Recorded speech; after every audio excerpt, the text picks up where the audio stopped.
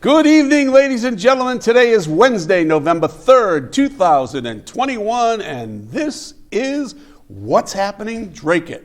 I'm John Zimini. I'm your host for this evening, and we are here live in our overly ostentatious studios here at DATV on Mill Street in Dracut, Massachusetts. And thank you for joining us tonight, and we aim to bring you information on what's happening in the town of Dracut, and bring you whatever is fast-breaking news, and sometimes we have to frantically try to make sure that we confirm it before we even go on the air. I hope to keep the show and conversation interesting and fast-paced and stimulating. Our co-host for this evening is none other than that architect from Dracut, Massachusetts, who is just busy as a one-armed paper hanger. Here he is, Phil Thibault. How are you, Phil? Very well. Yourself? You used one of my favorite sayings. Your architect. No, busy as a one-armed paper hanger. I'm not sure if that's politically correct. It probably isn't. Saying about the one-arm, But there are one-arm paper hangers. There are, and they're very good. And there's nothing wrong with them. No. Keep the line straight. Do people still wallpaper?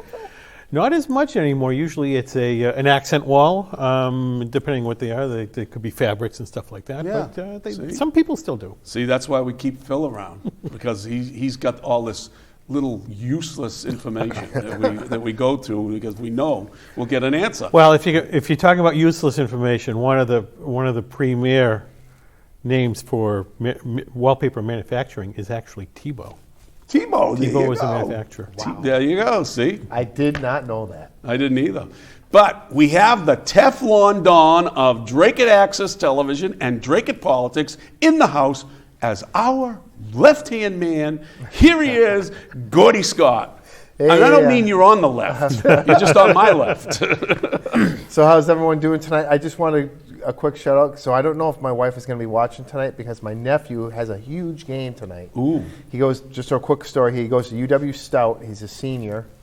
UW Stout, and he's tall. So they got a big team. He's 6'9". Wow. So he plays on the basketball team. They play Loyola, Ooh. Chicago tonight. And they made it the Sweet 16 Division I last year. And they're a Division III team. So it's going to be a long night, but it's on ESPN 3. So my wife may be watching that with my son. So we know who our priorities are. Yeah. It's not with you. But it's a big game. It's for them. It's huge. like it's their national championship Is she game. taping it so that you can watch it? It's on ESPN 3, so I'll be able to watch it after the show. But yeah, it's exciting for them. He gets to play with some of the best players in the country, so we'll see how he does tonight. That's great.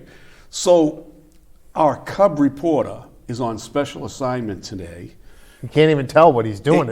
I can tell you some of it. I'll tell you some of it, but it's something to do with the Dracut Police Department, and he'll have a full report on what he's doing tonight for our next show. So stay tuned. It's going to be a good report, and this kid's a go-getter, Phil. He is. I'm very impressed with everything that he's been doing, and people ask give him a me, task, he just takes it. Yeah, people ask me, is he 35? I said, no, he's stuck in 1935. Right. He's a great kid, and comes from a good family as well. His parents are very attentive to him. They make sure he does the right thing all the time, So, I mean, he's a good kid, and we're very lucky to have him. But we have a great show, and we're going to help you get through all the political mess that is Dracut. By you watching tonight, you're going to see some very important stuff as to what happened at Town Hall. We're going to keep the voters, taxpayers, and ratepayers of Dracut all up to date on the happenings in the political realm of Dracut. Politics in Dracut. So you can join us on our Facebook page if you're not listening there, watching there. If you have to run out to go to McDonald's or go to Market Basket or go to Primo's, right? Yep. If you have to go there, you can put it up on your Facebook page, and you can watch us while you're having a lovely dinner at whatever restaurant you go to in Dracut on Facebook. So we're live on Facebook. We're also live on DATV Channel 8, and you can follow us on YouTube later in the show. Tell us about that. Yeah, so we have a YouTube channel. It's called What's Happening Dracut. So we appreciate if you subscribe to our channel. Every time we record a show, we put it up on YouTube, and you'll get the latest alerts from us. If any special editions that we do, we'll also put up on Facebook. So you can catch any of our shows at any time, at your leisure, on your big screen TV at home. And Phil, if people want to reach us through regular electronic mail, how can they do that? Electronic mail, now you're throwing a curveball. Yeah, I'm not, that's exactly I'm what not sure what the email address Oh, I caught him. They caught him. It's what's happening, Dracut at gmail.com. That's what I was going to say. So if you have any information you want to give us and you don't like to call in, you want us to search something out for you, you have some other comment that you don't like or you do like, reach us at what's happening, Dracut at gmail.com. I know you can also watch us live streaming on DATV's website, dracuttv.org. See that? Awesome. See? We were all together here. We got it all together. We're going real good. And now we're going to have our special guy, Sean Kelly, who is Mill City Weather, one of the best weathermen in this whole Commonwealth of Massachusetts. I don't care by none. He's a special kin to us. So from Mill City Weather, we have Sean ready with the 8-day forecast. Take it away, Sean. Hi, John. Thanks for having me on once again. Here's the forecast for tonight. Low temps in the 20s tonight, near 30 degrees. So we will have a frost as we head into early Thursday morning. So keep that in mind. Again, the growing season is pretty much over anyways for this time of year. And then as we head into Thursday, we're going to warm it up into the 50s. Some places, probably in the Merrimack Valley, going to southern New Hampshire, maybe into the mid-50s as we head into the afternoon on Thursday with partly cloudy conditions. Winds won't be that bad either, 5 to 10 miles an hour. And then as we head into Thursday night, we're going to drop it down into the 30s. So again, kind of near that freezing mark as we head into the overnight hours on Thursday night with partly cloudy conditions. Here's a look at your exclusive 8-day forecast.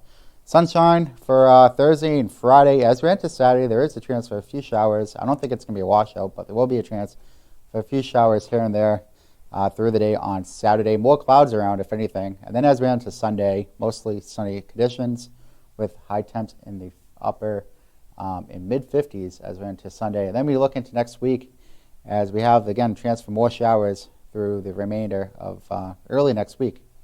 And that's the forecast for everyone. And back to you guys in the studio.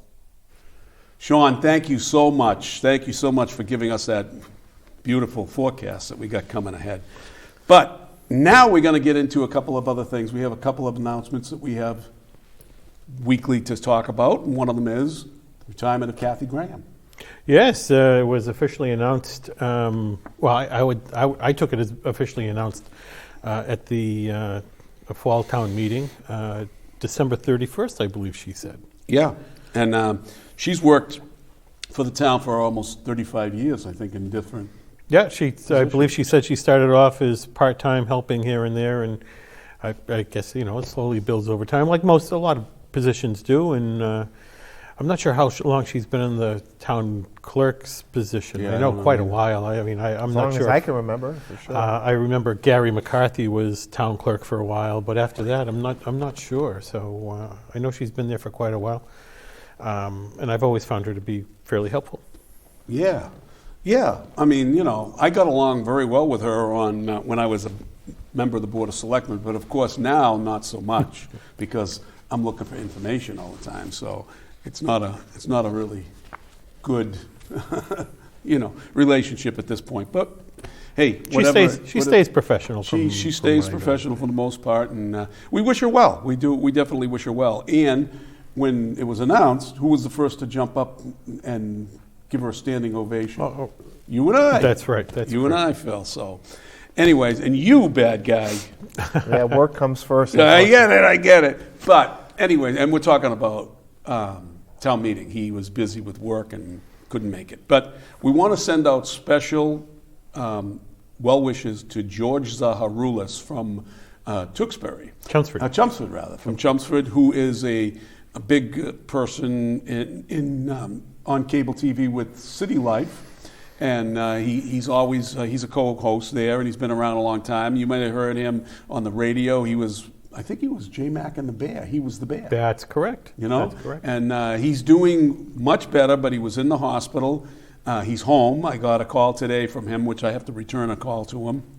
And he's doing a lot better. He still has a way to get back on his feet fully. But George, we wish you well, and please do what the doctors say you have to do to continue on in life, right? Yeah. I served with George on Northern Middlesex Council of Governments for a while. I believe he was on the planning board in Lowell for a number of years as chairman. Yes. And he had moved to Chelmsford after leaving those boards. So certainly the best wishes to him. So we want to talk a little bit about the American Legion Post 315. They're going to hold their annual, I used to call it a turkey shoot, but they're calling it a turkey cheer on Friday, November 19th at 7 o'clock. It's a family-free event, and it's to support the veterans in our community by drinking beer and winning turkeys. What's better than that, right? And there's all kinds of things. They have a 50-50, they have some baskets and things of that nature. I'll tell you, we used to go, Chrissy and I, and we had a great time doing it, and maybe we ought to get a table and go. Yeah. I'm willing to go. It's on again on November 19th at 7 o'clock, and it's at the American Legion at 574 Broadway Road in Dracut. You can look up on their Facebook page for any other information that you might need. So, now that we're done with all of that happy stuff. All the pleasantries. All the pleasantries and the happy stuff. And I don't know what that took, about 10 minutes? Yeah. Off the show? God, now we can sit back, get your popcorn, and get on with the ride, right? So, Phil, let's talk a little bit about DATV tonight. And something interesting happened at DATV about a week ago. Was it last Thursday? It'd be a week ago, that's correct. That's when our membership meeting was. So we had the annual DATV membership. Now, what is the DATV membership meeting? So once a year, there's a meeting of the complete membership of DATV. So those who pay for a single membership or family membership, we have a meeting essentially to just to inform everybody what's going on. There's usually a meal with it. We have, this year it was supplied by Dracut House of Pizza. They always do a fantastic job. Yeah. And again, it's a small meeting, and this is informational for them. We tell them about what the past year has been like. Our executive director, Gary Muse, will explain some of the stuff that he's undertaken over the past year. Ron Zimmerman, our production manager, explains what he's done over the past year. The board will say a few words. With sometimes open it up to questions and the like, and essentially just give an informational program to the members. I think we had some 40 or 50 people who came to the meeting this year, which is a good turnout. That's a great turnout. We usually get under 30. Absolutely. I was going to say like 25 to 28, somewhere in and there. 5 or 6 of those people are staff. Right. So you can almost say that the interest in DATV's annual meeting was a little bit heightened this year. It was, and that probably comes with, there's typically an election that the membership has 4 members on the board of directors that they elect. And then there are 3 members of the board of directors who are appointed by the municipality. Which are the political appointees of the They are of the very, town. very much the political Now, in the appointees. past, they have not been political appointments. No. They've been very loyal people like Glenn Mello that came here with an interest in keeping DATV, a good organization and not inject politics into it. Well, yeah, I would say that has been the typical in the past, that all the board of directors, all the directors are very invested in the corporation, and they know they have a fiduciary responsibility to the corporation. So, Phil, and Gordy, you can jump in at any time if you have a question or anything. You just jump in and go join the conversation. Absolutely. Right? Give me a little high sign, not the middle finger. Maybe give me a thumbs up, because there's enough people around town giving me that. The other thing, right?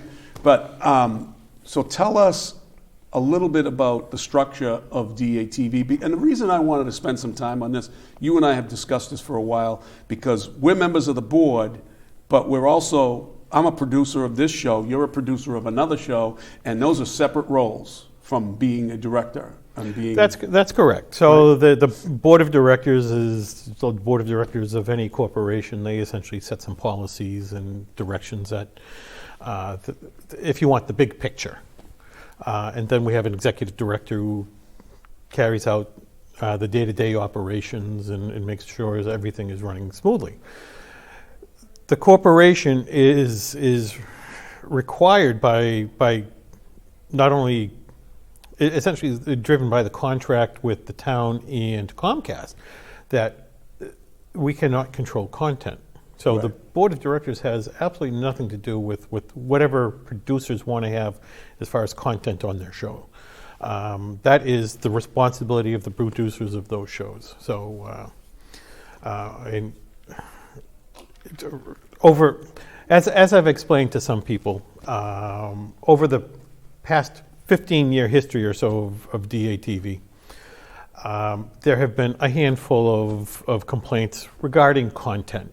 Right. And those are typically investigated by Gary Muse, because that's what our bylaws do. Right. He's not the decision factor. No. He sees if it fits within the guidelines of DATV. Now, the guidelines of DATV is that the producers are responsible for their content. Right, and that's an outgrowth of the actual contract that's produced by the town and Comcast. And I think there's a little thing called the U.S. Constitution, right? And what does that have to do with DATV? First Amendment. First Amendment, right. And that means that, the shows that are produced here cannot be controlled, cannot be regulated by content, and, the show must go on. Well, there are some certain restrictions like with the FCC. There's certain things you can't do, like kill somebody or stuff like that. Obviously, anything that breaks the law obviously can't be done. Right. Now, even to the effect of nudity. Right. That's allowed. Am I correct? Nudity is actually allowed. So, but we're not going to after hours. We're not going to allow you to take my clothes off. Okay. All right. So in that regard, there's what they refer to as, I believe, a safe harbor clause, which means that although they can't be censored for content, and that may include nudity, DATV has the ability to schedule it when they deem it to be more appropriate, which in case of nudity would probably be at 2:30 at night or something like that. Exactly. But that is not something that political content could be done. Correct. Because political content and political, what do you call it? What's the words I'm looking for here, guys? Help me out. I'm getting old. Productions. Political productions or political speech is what I'm looking for, right? That is a highly protected First Amendment right. Right? Yes, and even, again, with the contract that Comcast has with the town of Dracut, it clearly says that the town cannot censor content. Right. But as a producer and as a guest on the show, you cannot allow somebody to come on the show and say, Phil Thibault went out and killed so-and-so last night. Right. Without that being true. Correct. Right?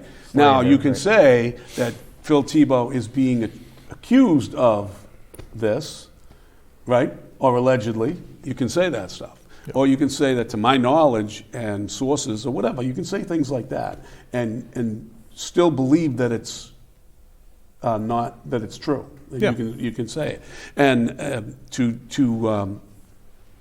sue somebody for that kind of thing, you have to there's a high bar.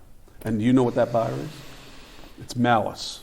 You got to be doing it with malice and forethought that you know that what you're saying is not true.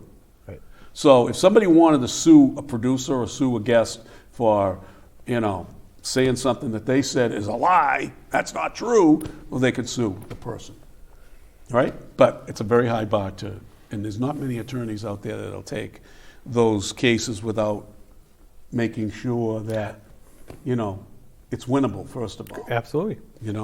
So the reason I'm bringing all this stuff up is the problems that have been going on over here for the last year or two have been politically motivated by members of the Board of Selectmen, right? And now they've taken to the task of, we're going to infiltrate the organization by sending our political appointees down there to do a job, right? And what do you think that was, Phil? Try to create havoc, I suppose. Yeah. I know we had Selectman Force here that said that the Selectman appointee is doing exactly the job that he was sent there to do. And the Selectman appointee is who? That would be Brian Genest. Brian Genest. Now, Gordy, which brings us to why there was so much interest in the annual meeting. We know the food from Primo's is... No, the Dracut House. Dracut House. But Primo's is good Primo's too. is good too. By the way, we got to get them to be a sponsor so that we can have their food too. Yeah, right? absolutely. So the bottom line is, we know that the Dracut House of Pizza is a great provider of great food. The food was great. And by the way, most of the company that was at that meeting was very good too, right? Yep. But what event was going on that evening that made it extra special is the election, right? Yes. And the meeting, there was so much interest in it. What did it caused one member to beg the question? I wonder what all the interest in the election was. Yeah. Well, the interest in the election was that there were 3 members of the current board that were supporting your demise from the board. Yeah. Right? And we can talk about this because it's public, because they went out, endorsed the candidate against you. Yeah, to be honest, I don't ever recall any of the directors in the past. Now, I've been on the board for 6 years at this point, and I took a position that when you were leaving the area, but you had been on the board for its full existence prior to that. So between the two of us, we have the entire existence of DATV covered. Exactly. I know in my 6 years, I have never seen members on the board of directors actively campaigning for anybody, be it an incumbent or a challenger. Nor have I. And it's quite rare that a person would challenge an incumbent. But, I mean, there's nothing wrong with challenging an incumbent. I'm all for that. Go ahead and challenge if you want, But most of the time, people say, hey, things are running pretty good down there. But not in Dracut, in the political sphere. So I'm going to turn to a member of Dracut Access Television who's not on the board, who's not part of... he's the Teflon Don. He's not part of the slings and arrows that goes around. But, Gordy, what was particularly different to you about this year? Well, I noticed that the other candidate, Mr. O'Brien, is the one I'm speaking about. You guys don't know I'm about to say this. My wife probably will be upset with me for even saying this. But we noticed he was standing at the doorway. Yeah. He wasn't in commingling with all the other members and having discussions. And so my wife had walked out. I think she went to go to the restroom. And she was coming back in, and Mr. O'Brien was standing over there. And one of the crew members said, hey, why don't you come in, and there's food here, and why don't you have some food? He's like, I don't even want to be here. I just worked a 14-hour shift. I don't even know why I'm here. I'm just here for the lunch, and then I'm out of here. Really? Yeah, and my wife comes back and tells me. This is stuff, Gordy. You're holding out so then on my us. wife You never even told us this. I know, so my wife comes in, I'm like, why would you run to be on the board of directors and not want to be here? Because he's called a useful idiot. And I mean, that just goes to prove. I'm sorry. That just goes to prove that he was put up. He didn't really want to run, No. and he said it out of his own mouth. He Right. didn't want to run, so someone obviously put him up to run for the board, and that aggravates me and upsets me because why run for something if you're not going to actively? And if he would have got in, he probably would have never came to the meetings or just came when there was a vote or whatever. Yeah. So Kevin O'Brien has this much no respect for me for doing that. That's ridiculous. Going after your wife like that? Yeah. No, he didn't go after. He just said making those comments. Yeah, making those comments. Yeah. I mean, why run then? But just to give you a little bit background too, that isn't really what I expected from you. No. You see, folks, we don't rehearse this show. You see, and that was like. I never told you guys. You that never story. told us that at all. Nope. And it's the first time I heard it, which it's a good story because he did. If if you were in our studio, you would see that to the right of our set, there's an exit door, and there's an exit door on the left of our set. And Mr. O'Brien stood in that door, didn't come in the room. At all. Was very strange at all for the whole night. I mean, during the It was kind of dinner uncomfortable because he's just kind of he's just milling in the doorway. Well, yeah, I think it was more of his what am I looking for? His wild animal instinct kind of passion that he pranced around like a caged animal out there, back and forth all day. He did this all day during the election. And then he was out. I heard. I didn't see him, but I heard that he was holding signs or doing something outside. Oh, you didn't see him when you came in? I didn't see him. No. Well, Phil, what was that all about? He was out there. Yeah, he had a sign. He was sitting out there when I came in to vote. It was around noontime or so, I think, and I said hi to him. But he had a sign, time for a change at DATV or something like that. I thought he was working. He mentioned to somebody he was working a 14-hour shift and he didn't want to be here. So I don't know. Well, maybe he considers campaigning working a shift. I don't know.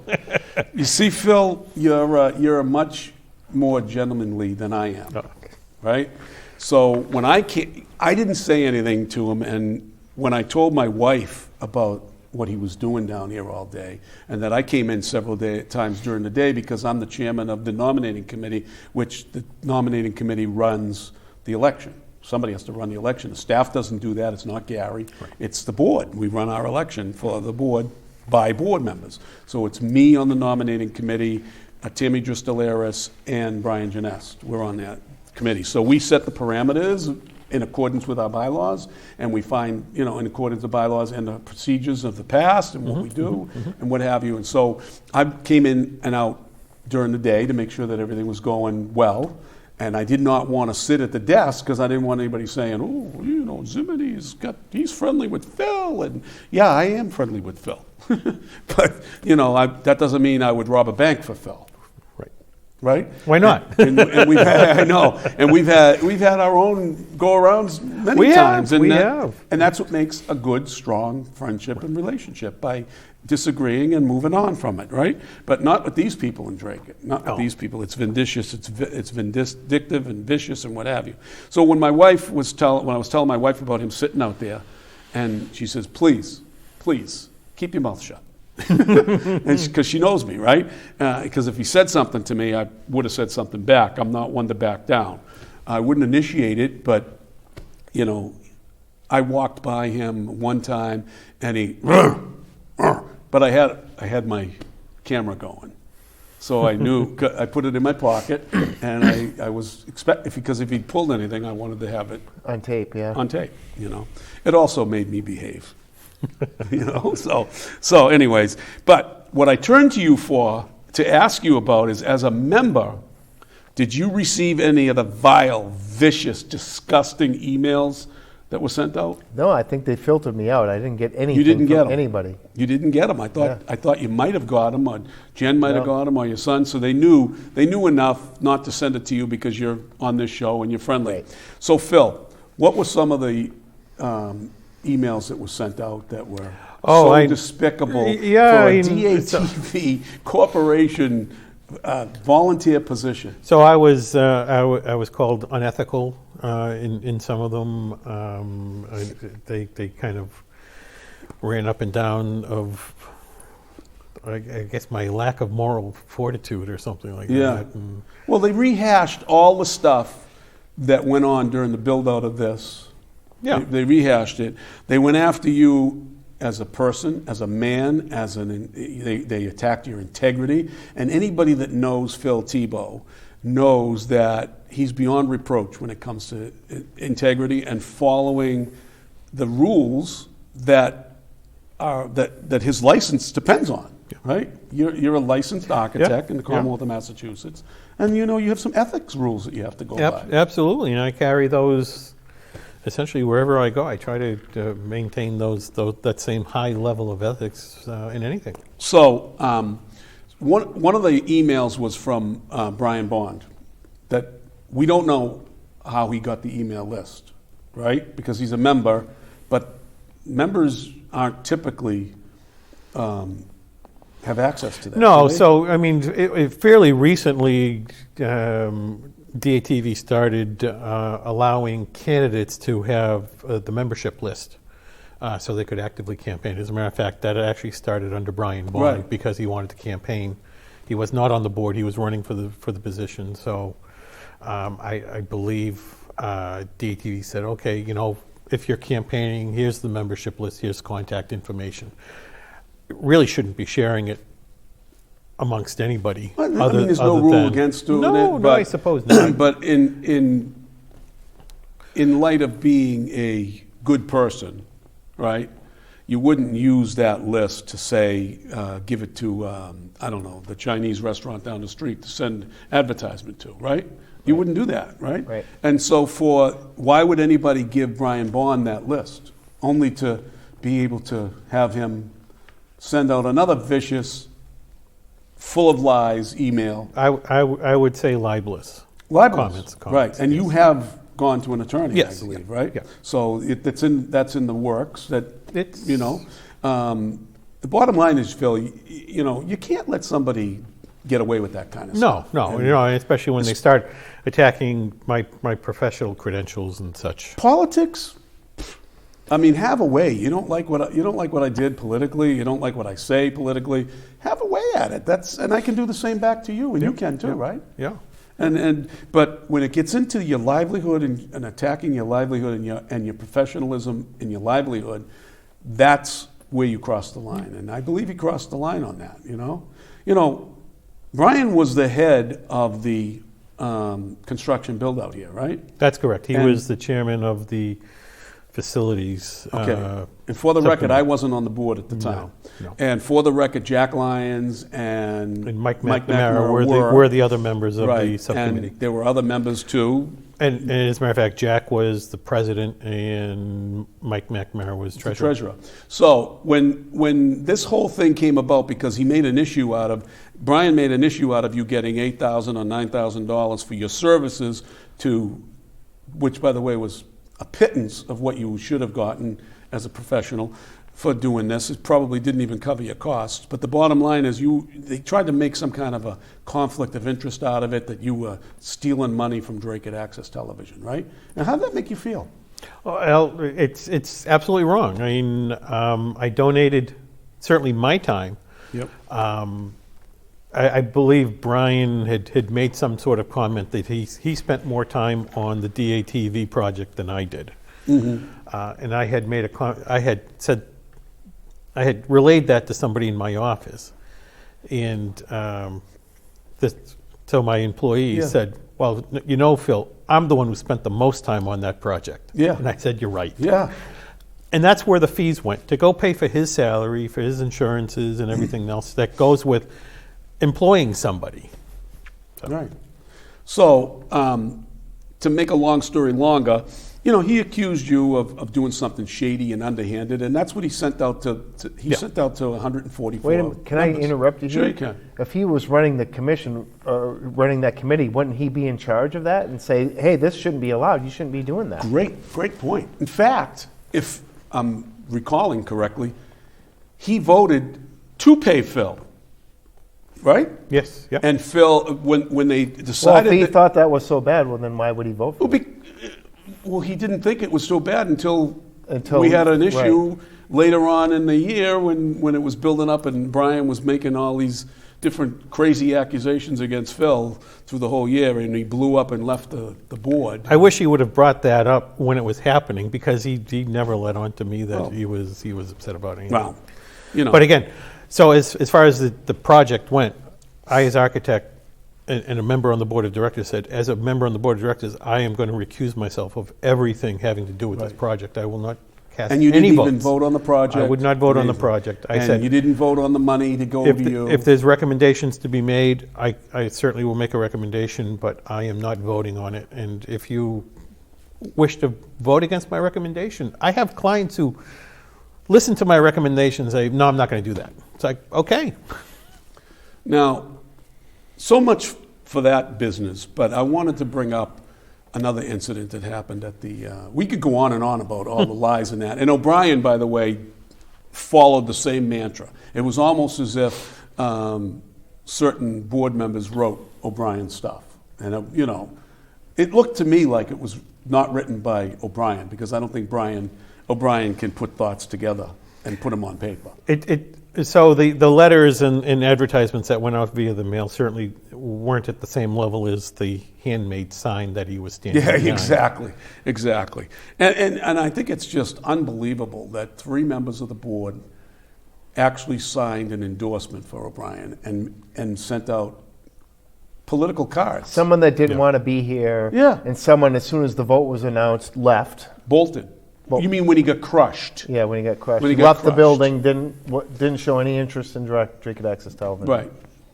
The only other time he came into the building, I believe, before that, was a day that he was trying to intimidate Brian Bond, who at the time he was having a fight with. Yes. And now, because they have a mutual enemy, us, they're now Best friends. together and they're best friends. Well, birds of a feather. BFFs. So, anyways, but to talk a little bit about, I'm going to call this person Brian Bogue, because he's the mouthpiece of Brian.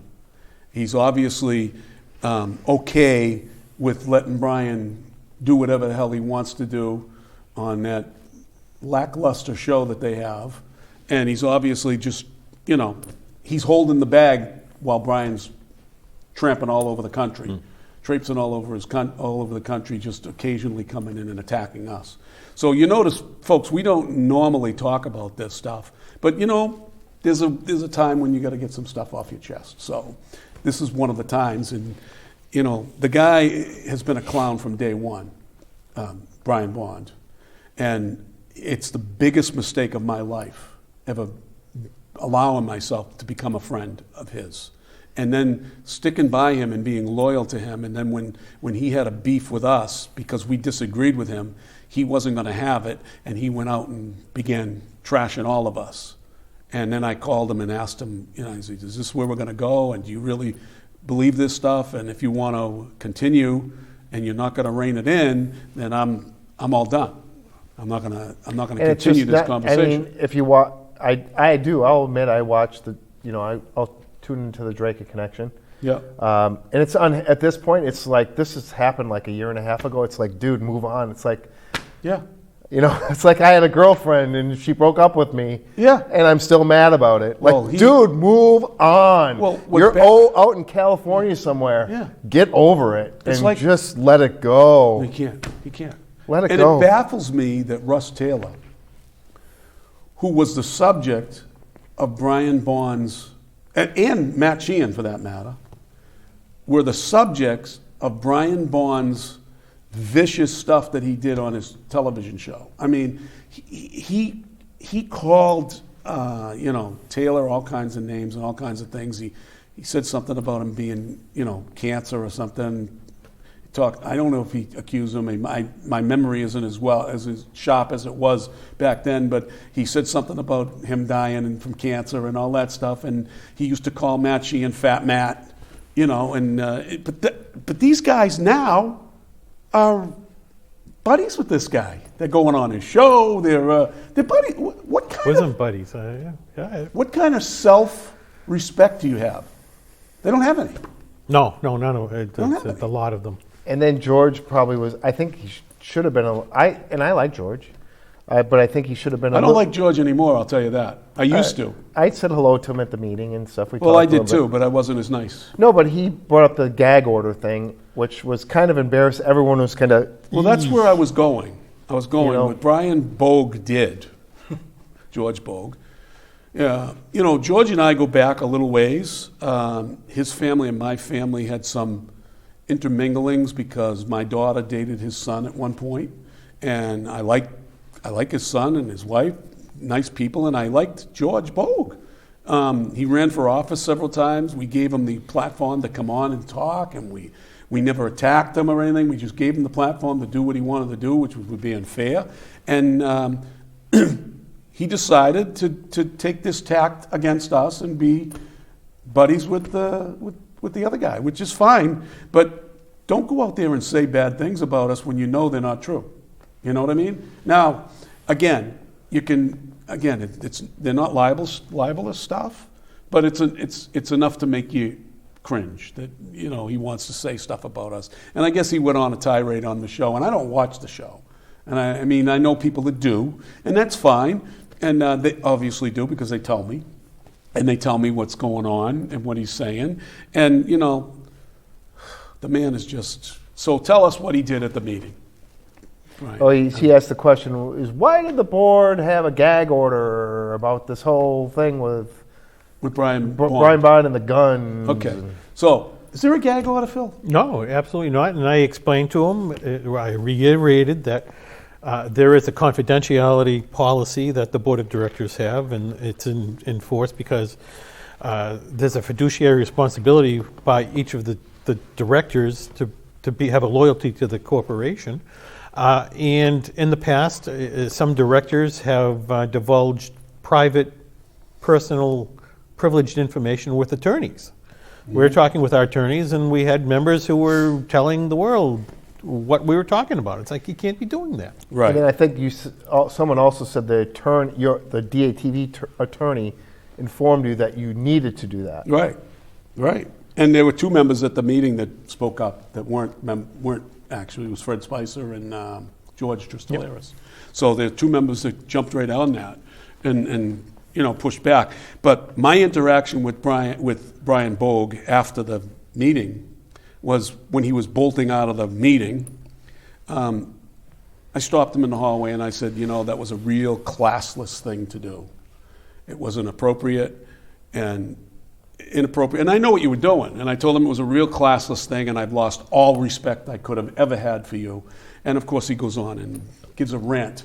So I'm answering this for you to tell you that it was a classless thing to do during a meeting of the DATV thing. But that's because you're an incendiary person, like trying to be incendiary like Brian. Now you can go back to your show, and Brian will pat you on the back and give you all kinds of accolades, and your two people that watch your show will be happy that you did something. All right? So we're going to move on from that. Well, let's you had something else to say? Just one. Let's end it on a very happy note. Okay. Because I don't think we actually told our audience the election results. Oh, we didn't.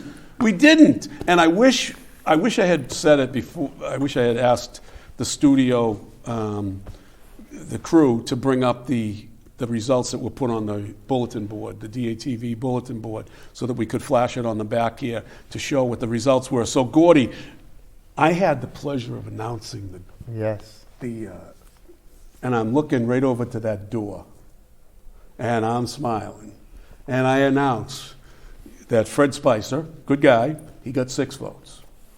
And then I announce that Kevin O'Brien got 23 votes. And then I announced that Phil Thibault, through acclamation and overwhelmingly support, got 56 votes.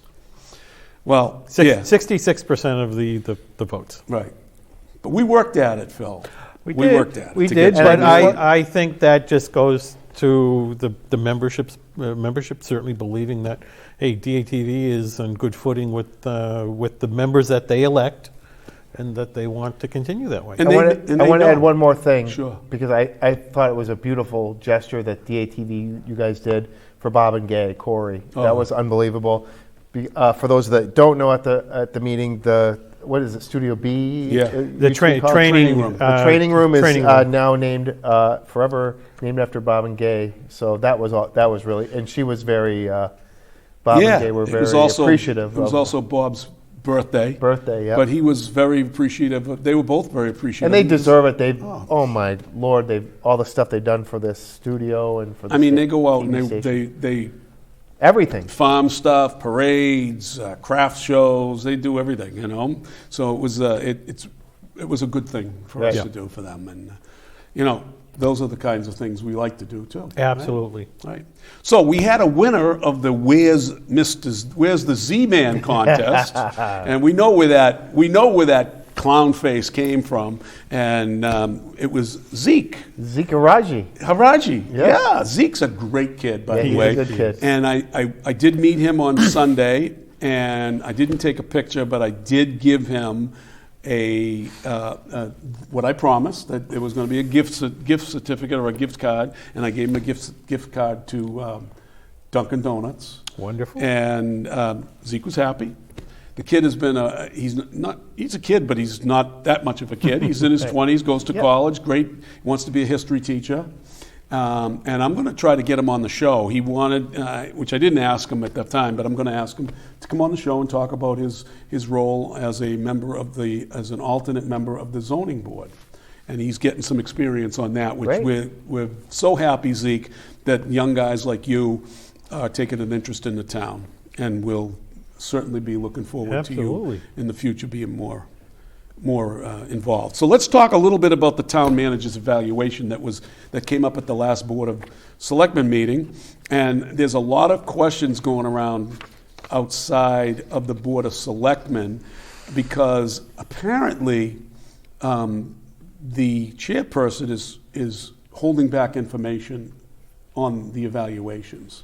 So they may be hiding it under the guise of freedom of information, not freedom of information, of public records laws. So today I filed a freedom of information request, as you guys know, to receive all the information, all the documents, and any emails relating to the evaluation of Ann Vandal.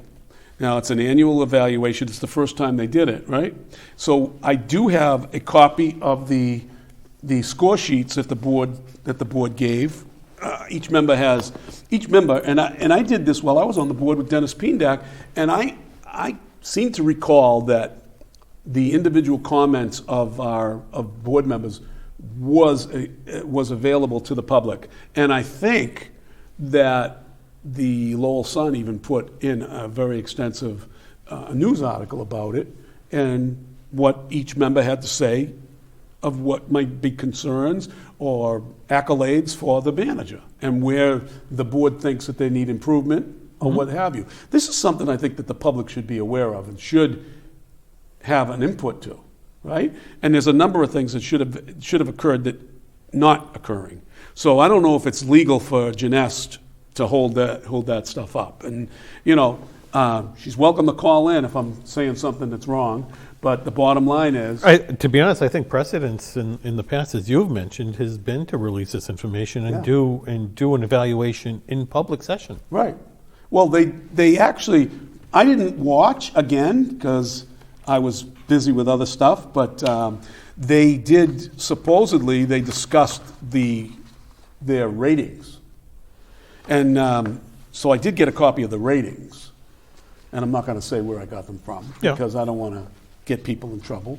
But I did get a copy of the ratings and each one of the members, but I couldn't get a copy until this afternoon of what the ratings related to. It just gave me a sheet that said one area, 1A, and then it gave me what the people were. So what am I supposed to be? Karnak the magician? 1A belongs to, what does 1A do? Is the town manager able to resolve difficult problems, manage conflict, and work effectively under pressure? Yeah. So, and she got a score of 18. So, out of 25. So there's some issues there, right? Right. And of course, I'm not going to go through this whole sheet. We're not going to go through the whole thing because I haven't had time, and neither have you or any of us here. I'm going to ask you to take this stuff and analyze it and put something together for the next show so that we can, hopefully by the next show, I'll have the Freedom of Information request information back, or I'll have something done. I did call the Secretary of State's office this afternoon, and they advised me as to what to do, and that's what I'm doing.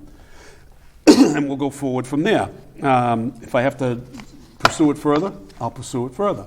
Now I'm not looking for trouble, but I am looking to keep people honest. There's no reason why things should be done in the shadows. No, especially I can understand, the rank and file employee that they're covered by this, but this is a management position that the Board of Selectmen oversee in open session every 2 weeks, and they're very vocal about it. So I don't see why an evaluation shouldn't also be done in open session. They would have, if they ever went through with the town manager search, that was going to be done in open session. Right. So why isn't the evaluation done in open session? Exactly. Because they're going to hide behind, they don't want people to see what Yep. some members said or didn't say. You know, interesting thing. What's 4B?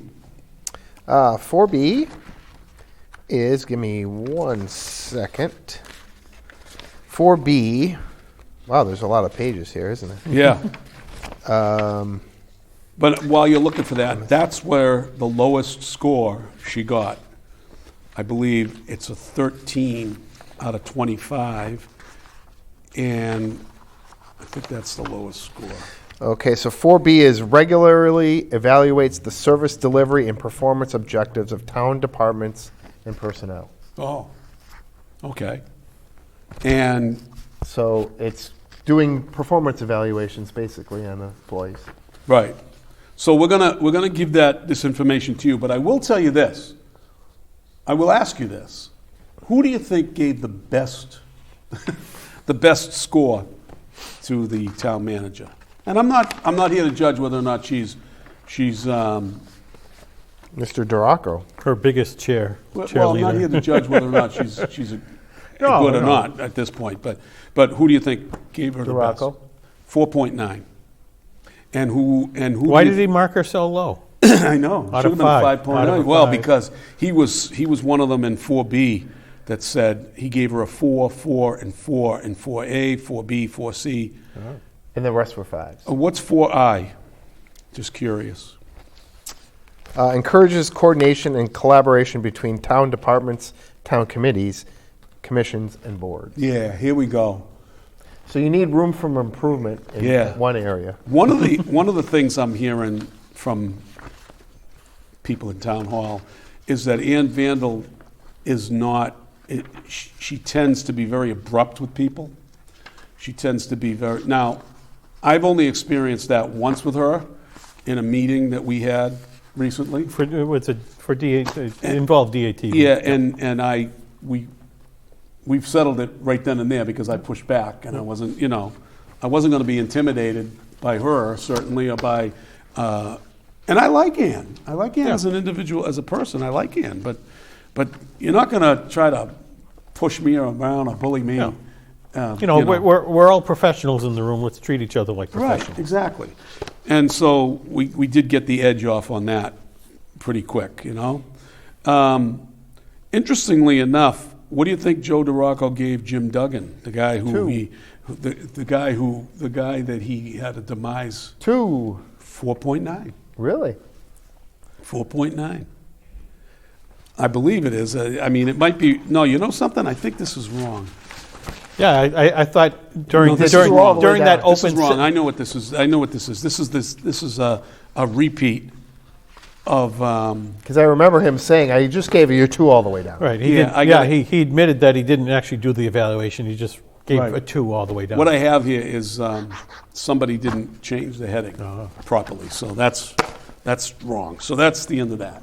So we'll get into that more deeply as we go along. But I want to tell you something because, as you know, as a coach or as a boss, right, your staff will emulate you, right, and they'll tend to be like you in a lot of ways. So I went into town meeting the other night to check in. I brought Richard along as a guest because he's underage. Right. He won't be of age until next June, and it'll be after the town meeting. So he can't attend a town meeting as a regular resident and a voter until the following next fall. Yep. But anyways, he attended as a guest, and so I turned to the person who was greeting people and asking people to sign in, and I said to her that this young man needs to be checked in as a guest. Where does he go? And abruptly, she puts her hand up. She says, "It's all taken care of, Mr. Zimini. It's all taken care of, Mr. Zimini." Like, what kind of what kind of an attitude is that to a resident? And I don't get it because I've never really had an issue with this person. And I don't know why she's become bitter and cold and I don't get it. I don't know why. I really don't know why, and I wish she would tell me. But it's taken care of, Mr. Zimini. I said, hey, loosen up, baby.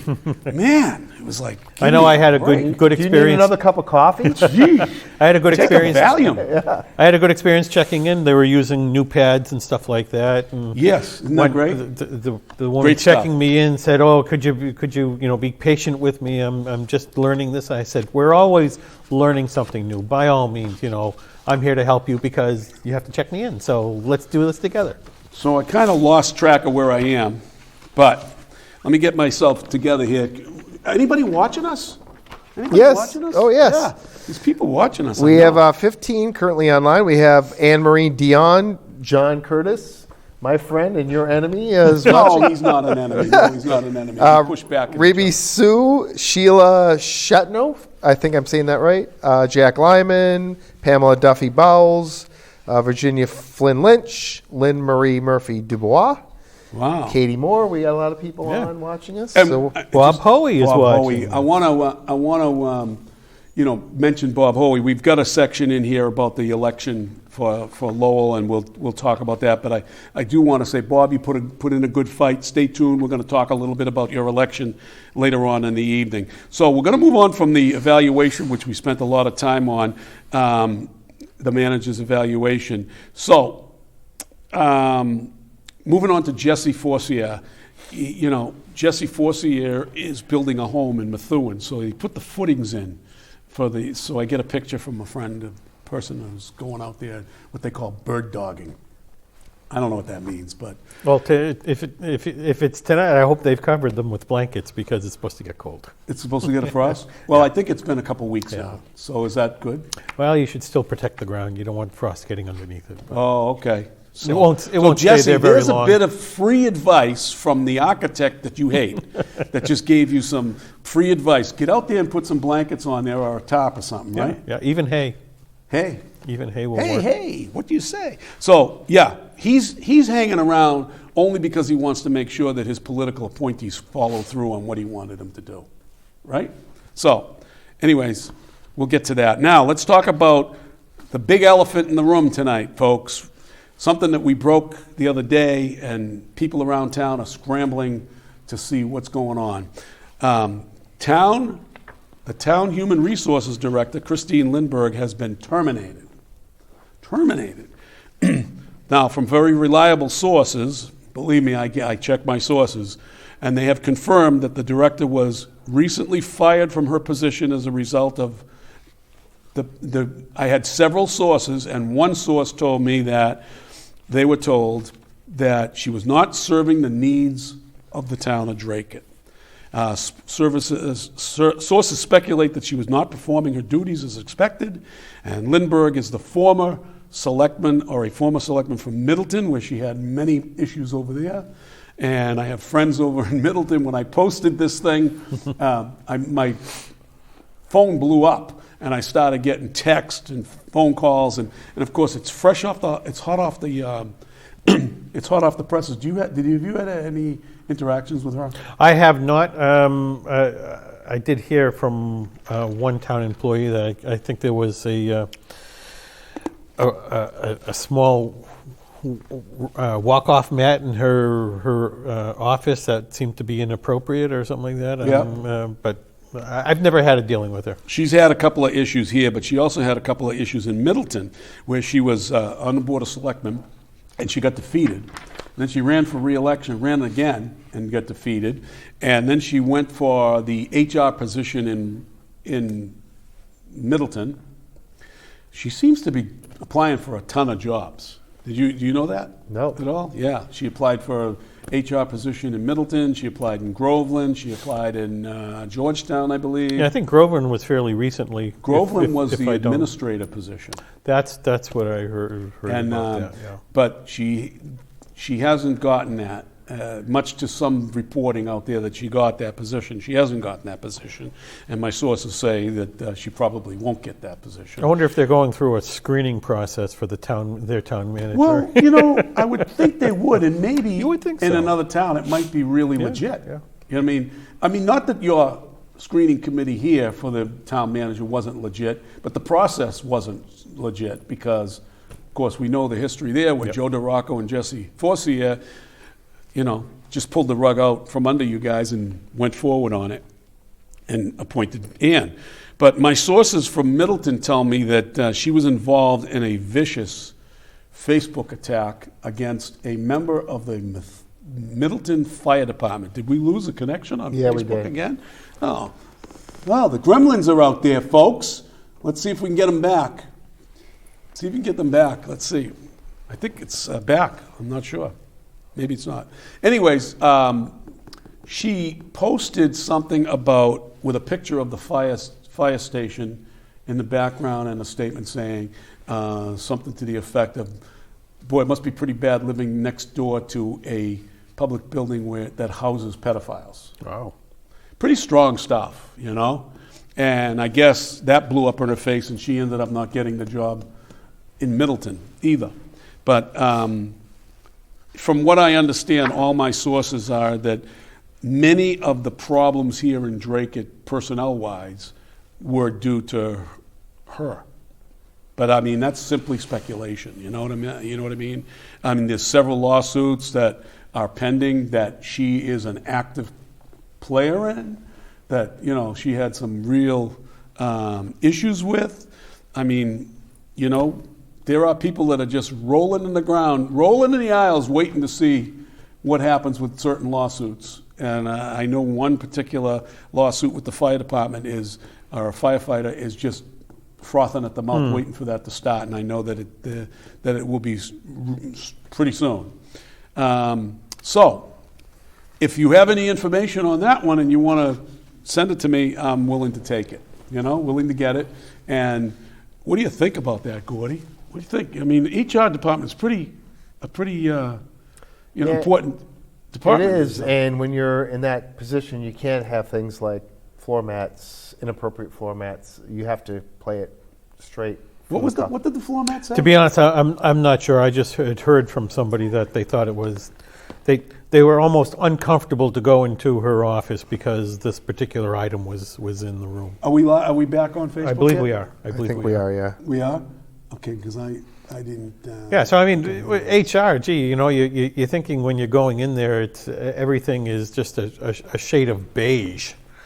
There's nothing there to offend anybody. Rachel Antrofinario, you're watching, and you're down in North Carolina, South Carolina. I forget where you are. One of the Carolinas. One of the Carolinas, but let us know. But I know I owe you an answer to a question that you sent me, and I will respond to that question sometime later this evening. I'm sorry I haven't got back to you, but this show is like taking a lot of my time up to prepare for it, especially 2 days before when the phone. I was with a person this afternoon. Oh, my mic just came off. The guys in the booth will start yelling, "Your mic's off, your mic's off." Anyways, but I was with somebody this afternoon, and they were telling me, called me to go for coffee. I said, "Yeah, I'll go for coffee, but I can't spend a lot of time because it's a show, and I got so much to do." But anyways, yeah. So I'll get back to you, Rachel. And I see Trevor Currier, guy we had on here. He was online. Yes, yep. He's at college now, up in New Hampshire, I believe, and he's a great kid. He's watching also. But let's see. I wanted to talk briefly about some of the firefighter retirements, and there's going to be a recognition on next meeting of the Board of Selectmen. After 13 months of trying to avoid it, finally somebody on the Board of Selectmen has taken the bull by the horn, and next Tuesday, Leo McMahon will be honored for his nearly 40 years of service to the town of Dracut in varying positions. The man is absolutely one of the hardest working individuals you can have. He was the union president. He started here at DATV 40 years ago. It wasn't DATV back then. It was Comcast ran it for the town. And then Comcast got out of that business and doesn't do it anymore. So, Leo? Yes. Yeah, great guy, has issues with cancer. He had to retire because of it. They put him under house arrest. Go ahead, tell us a little bit about that. So they essentially, he was accused of abusing sick time, and so they filed a complaint and essentially put him under house arrest. He couldn't leave unless he was going for specific medical procedures and stuff like that. In fact, Joe DeRocco accused him of sick time abuse. Yes. Yeah. Well, Leo, have some chutzpah. Have some chutzpah. And say something about that if you get a chance. Well, anyways, Leo will be joined by John Kohansky, who is retiring. Also, he retired in July, actually. Yep. And Mark Marowski. Oh boy, Moose is going to kill me for that. Mark Marowski and Kevin Healy, all of whom have served this community with dignity and passion and all of the accolades you can give highest to these integrity, guys. certainly. I mean, they're hard workers, and they all deserve all of the recognition that they could possibly give. It's only a shame that they waited 3 months for them and 13 months to recognize Leo McMahon. Speaking of firefighters, John, I heard the staffing levels are pretty low. That's a good segue. Great. So tell us a little bit about that. Tell us a little bit Well, about I the think staff. there's only a total of 42 firefighters at the moment. That's right. Is You're that right? absolutely Did I you get that got right? the right number. All right. Well, Should I tell you more? yes. Or do you want to go That's on? what I know. That's why I brought it up. He's reading my notes. Yeah, we have about 42 members of the force, and when I was on the Board of Selectmen, we had, I think it was up to 46, and now it's down to 42. And of course, you've got the king that thinks he's the king of all world. So when you were on the selectmen, that was 6, yeah. 7, 8 years ago? It'll be 7 years. Yeah, 7 years ago. So our population probably would have been around, if I had to take a guess, 25,000. I think it was maybe closer 20. to 27. Okay, yeah. but here we are now, 33,000, and we have fewer firefighters. And to that matter, we have fewer police officers. Yeah, same thing is going on, which we're going to do an analysis. I'm going to ask Gordy to try to do an analysis on the police department, on what their staffing levels are and what their plan is going forward. But I know that they are trying to put some people on with the fire department. But just to give you a little background on what's going on at the fire department, our friends down at the fire department, believe me, these guys work crazy hours. They're on 24-hour shifts, and they work because the salary is not. It just got bumped up to where it should be, to be in the middle of where most Merrimack Valley firefighters and fire departments are.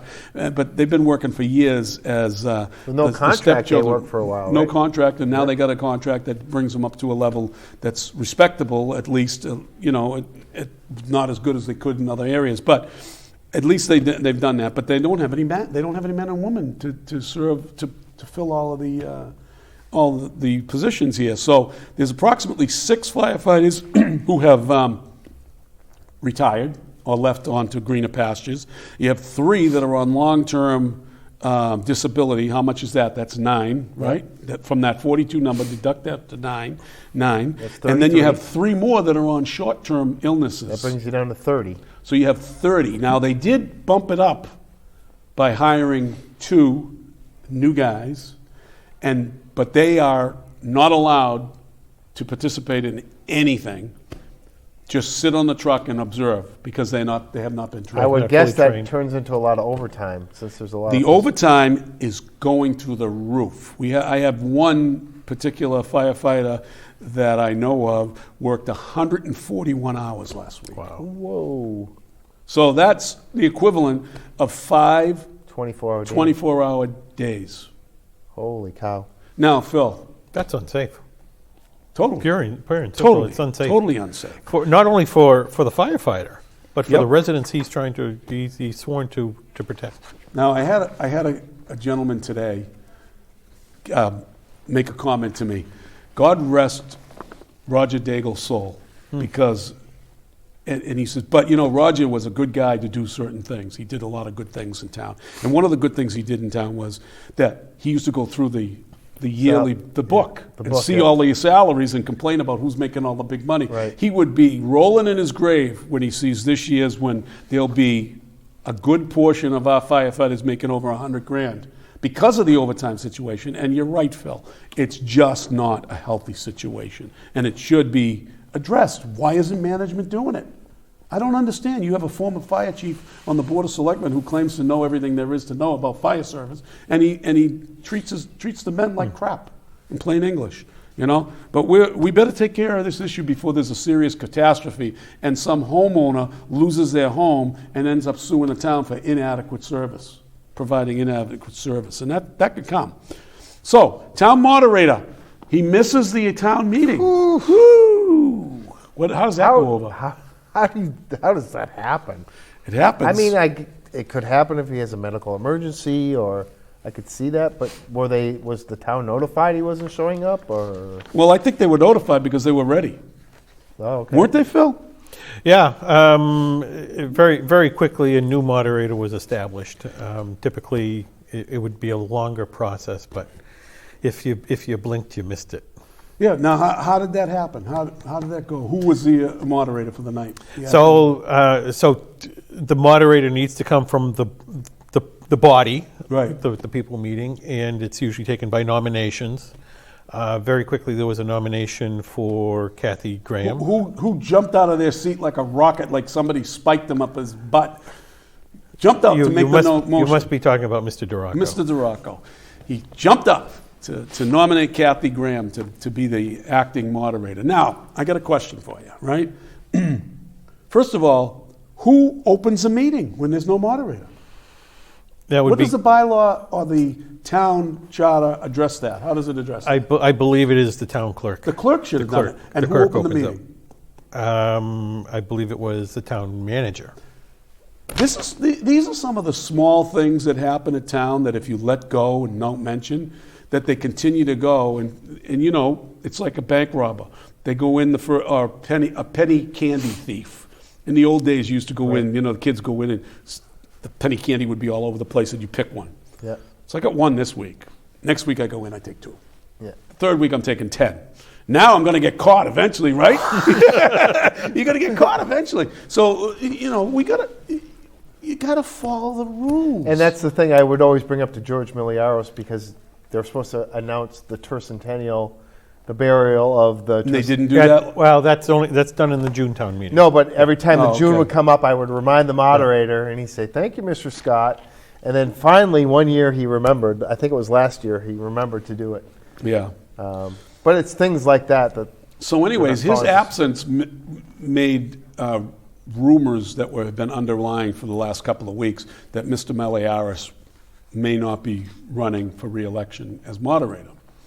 And that would be a very interesting position for many people in town, but it would also put a crimp into the lucky cabal, because they wouldn't have their fingers they got to find a candidate. That's right. Right. That's essentially that's another branch of Dracut government That they need to have some sort of control over, right? Yeah.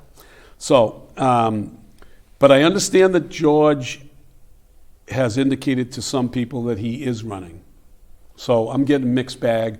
So I think that it's pretty much foolish rumors, and we'll see what happens. But, you know, George deserves to be able to go away and go on vacation if he wants to, and maybe visit his son out in California. Yeah, well, there may have been an indication that he was, because of the pandemic, he was concerned about close contact. But hey, I know what it was, but you know, I'll let it go. And you know, so the town meeting goes into effect, and we start to go through some of the warrants. Let's go through them real quick. Maybe. Yeah. So essentially, Article 2, one of which was dealing with Beaverbrook Farm and the disposition of some of the properties being designated as surplus, which means that the town has, at this time, no use for those particular buildings. They want to tear property. them down, don't they? Well, tearing down is one possibility. If you know, but if the ability for somebody who wants to lease a building, the town couldn't do that unless the building was declared as surplus. Okay. So, for the most part, for them to do things apart from doing them as the town, they would need to declare them as surplus property.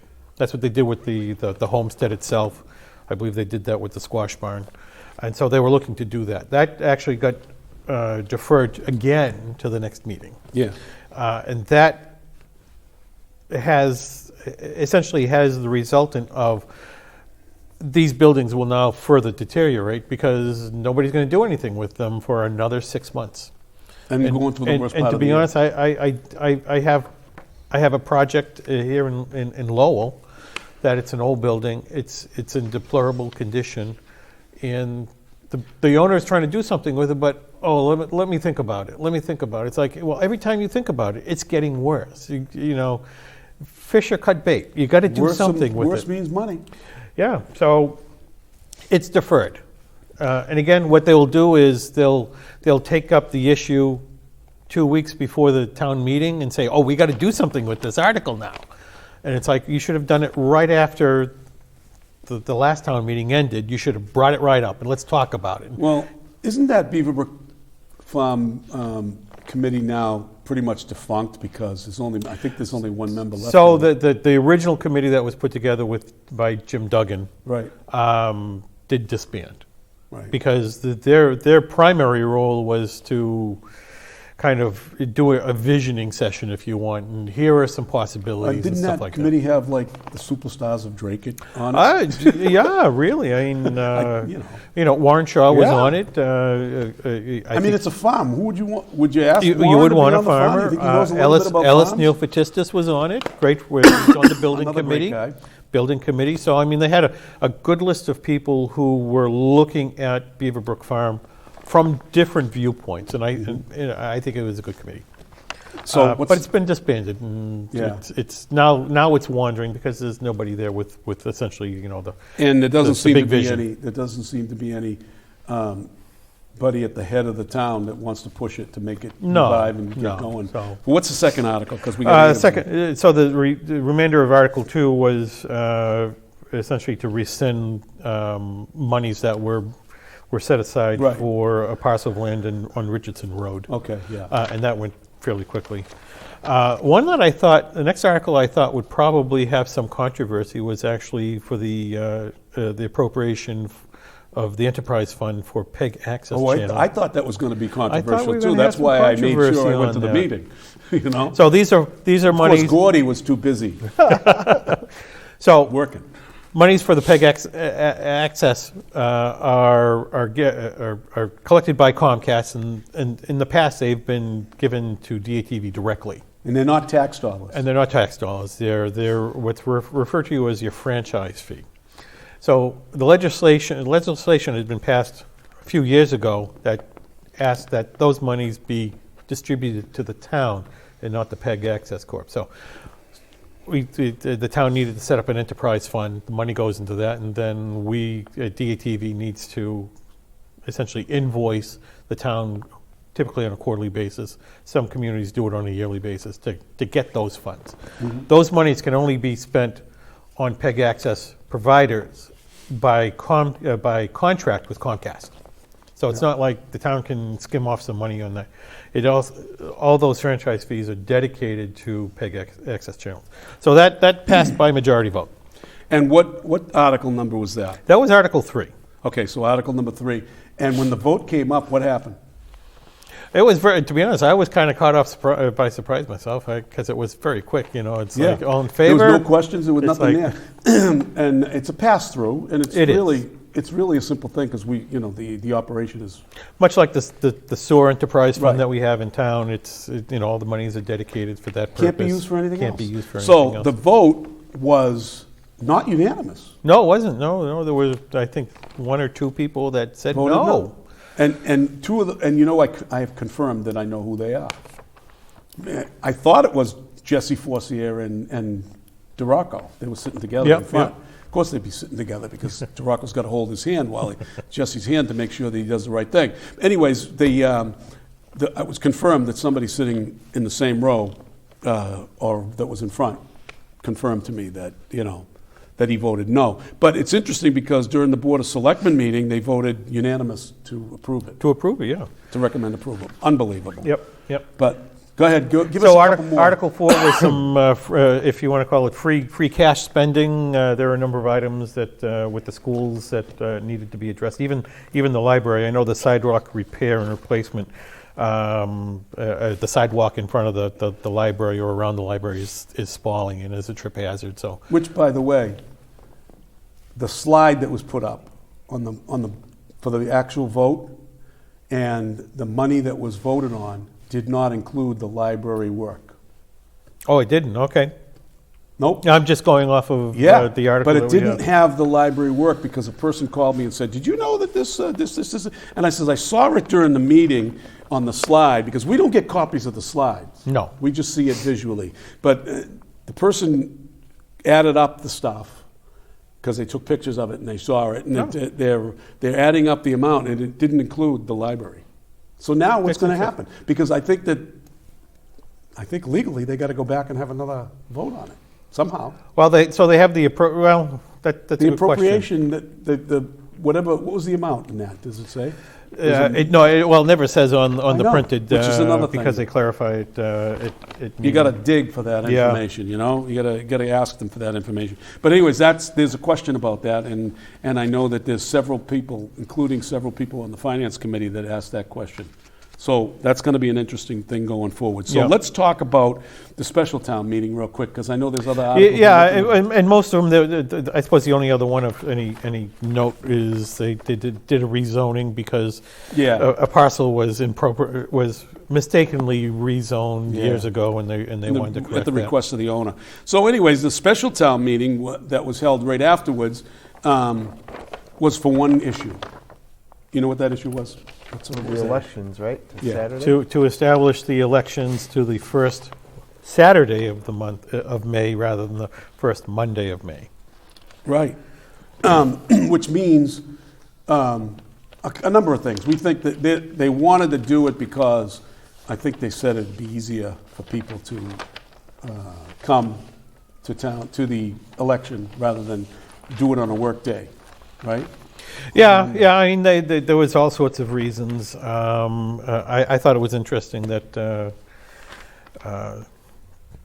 George Gistrilaris got up and said, I to some degree, I don't care one way or the other, but are you going to have all the precincts open on Saturday? That were pre-COVID, yeah. That were pre-COVID, and they said no. We're going to have two precincts, 6A, which is at the senior center, which services 69 residents or so.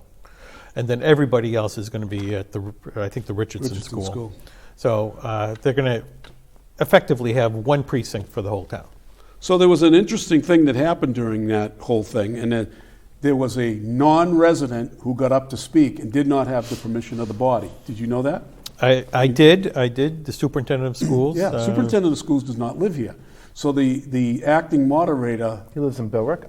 He lives in Billerica, and the acting moderator slipped right over it. Didn't. Yeah, and typically it hasn't been an issue where in the past we've had our building commissioner, who isn't a resident of Dracut, he was asked a question, but the body had to give him permission to speak, and that didn't happen. There was also, no, it didn't happen, and it should have. So he didn't vote. He didn't. He wasn't supposed to speak, but. Stephen should know that too. Stephen Stone should have said to the moderator that I need to have permission from the body. But you know what? The body's just there to vote. That's it. Just vote on everything and make sure you pass everything, because we've got to get it through. And I suppose that was one comment that Kathy Graham had made, that we didn't have a choice in this. That's ridiculous. We had to do it. And it's like, well, I'm always of the thought, if I don't have a choice in it, why are you asking me? Just do it. Plus, you do have a choice. Well, yes, we do have a choice. What was the reason for this? The availability of the schools during the week. So for 50 years, we've been having it in the schools, and now all of a sudden the availability is an issue. The issue is, folks, that it is it's a problem for the schools, where it's a necessary evil. And they don't want to take the effort to do the work that needs to go into it to make it happen. Now, I agree with moving it to the Saturday, but to say that's why you're doing it, that's certainly there are a lot more options these days for voting, because we have early voting, you have mail-in voting, and so we had our past municipal election, we had all of that available, and even with the early voting, we only had, I think, 900 residents who decided to vote early. And so we ended up with, 9% of the population. I think, 1,200 or 1,300 residents that voted that day. Yeah. Yeah. So, I mean, to cycle through 1,300 people on a voting day, you're doing 150 people an hour or so. I mean, you don't have to open up a whole school. They could have had this at Harmony Hall or even at Town Hall. Yeah. Open up on Or a the Saturday library and or- cycle through there. I Yeah, mean, exactly. They just didn't. Yeah. There's no real planning into it. Anyways, we're going to move on from that subject and talk briefly about Lowell elections. Lowell had their elections yesterday, and it was like really a swath of change has gone into Lowell. There was some upsets, and we'll talk a little bit about the upsets, but we're not going to talk much because we only got a couple minutes left of the show. Rodney Elliott lost. Dylan lost. There was a point where Rita Mercier was looking like she could have been in third, but she ended up in second. And Vesna Noom was a surprise that he got such a great vote, and he did a great job. But you all can look at that, and maybe we'll try to discuss it. We are saddened that Bob Hoey lost. Bob Hoey is a friend. He's a good guy. He wears his feelings on his sleeve, and he's not the most polished guy, as he will say himself. And we have a question from somebody asking us. A caller asked, "Does the town own the schools?" Yes, the town does own the schools, not the school department. And why does the superintendent have a say? Well, he administers the schools, and he has. so that the schools, even though they're town properties, Right. the school department or school committee have care and custody of all the buildings. Exactly. So that's a good question. Yep. And yes, you're absolutely right. They have care and custody of it. So thanks for calling in with that question. Great job on the teleprompter there, guys. I picked up on that right away. That's an awesome thing. That's good. We failed to even ask anybody to call in tonight at 978-957-4243, but now we're down to no time left. I wanted to talk about Virginia. Right, and I wanted to see if I could get separated from my son for a few months and get the $450,000. Absolutely. Hey, guys, why don't we do this? Why don't we have a podcast next Wednesday? We have the new equipment here at the DATV. Can we do a live podcast next Wednesday? We probably could. Why not? Let's see if we can do a live podcast with the new equipment that's in the other room, and we just come on for maybe a half an hour, and we'll talk about all these national issues. Yeah, sounds good. As a good. podcast, folks, and we'll introduce the equipment to the town. Absolutely. How's that? So, guys, I thank you all for coming tonight. Thank you all for watching. Gordy? Guys, our fans on Facebook and at home watching on TV, we really do appreciate you guys watching our show. We try to keep you in touch with all the things that are going around Dracut. We'll always give you the real, honest truth here. And when it's Wednesday night and it's 6:30, it's What's Happening Dracut. Good night, Dracut. See you in 2 weeks, or see you at the podcast. Good night.